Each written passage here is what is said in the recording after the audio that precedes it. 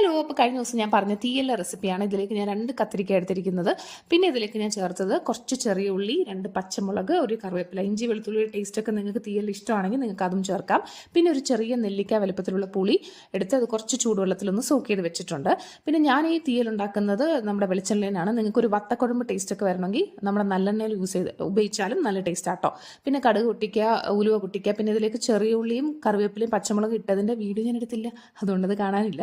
അപ്പോൾ അതൊന്ന് വഴറ്റിയ ശേഷം മാത്രം കത്തിരിക്ക ഇട്ട് നന്നായിട്ട് ഫ്രൈ ചെയ്തെടുക്കുക. നന്നായിട്ട് ഫ്രൈ ചെയ്ത ശേഷം ഈ പറഞ്ഞ പൊടികളൊക്കെ ചേർത്ത് കൊടുത്തിട്ട് നമ്മൾ എടുത്ത് വെച്ചിരിക്കുന്ന പുളി ഒഴിക്കുക, പുളിവെള്ളം ഒഴിക്കുക. ഈ പുളിവെള്ളം ഒഴിച്ചിട്ട് നന്നായിട്ട് തിളപ്പിച്ച് പുളി ഒന്ന് വെന്ത് ഒന്ന് വറ്റി ഒരു എണ്ണ കിണിഞ്ഞ് വരുന്ന ഈ ഒരു സ്റ്റേജ് വരെ നമുക്ക് നന്നായിട്ട് വെക്കുക. പിന്നെ ഇതിലേക്ക് തീയൽക്കൂട്ടാണല്ലോ വേണ്ടത്.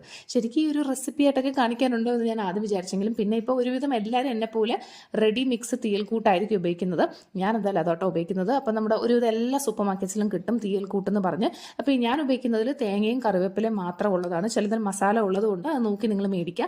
എന്നിട്ട് ആദ്യം വെറുതെ മിക്സിയിലിട്ടൊന്ന് അടിച്ച് കുറച്ച് എണ്ണ കിനിയുന്നവരെ വെയിറ്റ് ചെയ്യുക. എന്നിട്ട് കുറച്ച് വെള്ളം ഒഴിച്ച് അരപ്പാക്കി എടുത്ത് നമുക്ക് ഈ ഇതിലേക്ക് മിക്സിയിലേക്ക് ഒഴിച്ചു കൊടുക്കുക. എന്നിട്ട് ആവശ്യത്തിന് വെള്ളം ഒഴിക്കുക. ഒരുപാട് വെള്ളം ഒഴിക്കേണ്ട, എന്നാൽ അത്യാവശ്യം വേണം, കാരണം ഇത് ഇരിക്കും തോറും ഒന്ന് കുറുകും. എന്നിട്ട് ഉപ്പ് ചെക്ക് ചെയ്യുക. എന്നിട്ട് നന്നായിട്ട് തിളപ്പിച്ചെടുത്ത് കഴിഞ്ഞാൽ നമ്മുടെ അടിപൊളി തീയൽ റെഡി. ഇതിൽ ഞാൻ കത്തിരിക്ക ചേർത്തിട്ടുണ്ട്. ഇതിന് പകരം പാവയ്ക്ക, ഉരുളക്കിഴങ്ങ്, അല്ലെങ്കിൽ നമ്മുടെ ചെറിയ ഉള്ളി തന്നെ ചേർക്കാം. പിന്നെ ശീമച്ചക്ക ചേർക്കാം. അങ്ങനെ എന്ത് ചേർത്താലും നല്ല സൂപ്പർ ടേസ്റ്റാണ്. അപ്പോൾ കുറച്ച് വെള്ള ചോറിലേക്ക് നല്ല നെയ്യൊക്കെ ഒഴിച്ച് ഈ ഒരു തീയലൊക്കെ കൂട്ടി കുഴച്ച് ഒരു പിടി പിടിച്ച് കഴിഞ്ഞാൽ അങ്ങനെ ഇങ്ങനെയൊന്നും ആ പിടി വിടൂല. അടിപൊളി ടേസ്റ്റാണ്. അപ്പോൾ നിങ്ങൾ എന്തായാലും ട്രൈ ചെയ്ത് നോക്കുക, നിങ്ങൾക്ക് ഇഷ്ടമാവും. Okay, by.